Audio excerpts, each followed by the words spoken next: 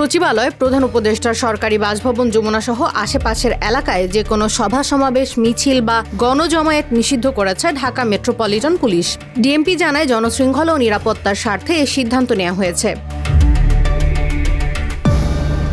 ৮ June ডিএমপির এক গণবিজ্ঞপ্তিতে তথ্যটি নিশ্চিত করা হয়েছে।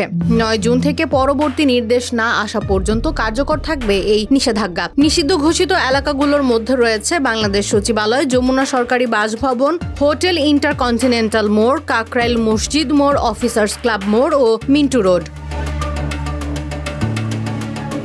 বিজ্ঞপ্তিতে বলা হয়, জনশৃঙ্খলা এবং প্রধান উপদেষ্টার নিরাপত্তা রক্ষার স্বার্থে ঢাকা মেট্রোপলিটন পুলিশ অর্ডিন্যান্সের ২৯ ধারায় অর্পিত ক্ষমতা বলে আগামী ৯ জুন হতে পরবর্তী নির্দেশ না দেয়া পর্যন্ত বাংলাদেশ সচিবালয় এবং প্রধান উপদেষ্টার সরকারি বাসভবন যমুনা ও পার্শ্ববর্তী এলাকায় যে কোনো প্রকার সভা সমাবেশ, গণজামায়াত, মিছিল ও শোভাযাত্রা ইত্যাদি নিষিদ্ধ করা হলো। ৪ জুন ডিএমপি কমিশনার গণবিজ্ঞপ্তিটিতে স্বাক্ষর করেন।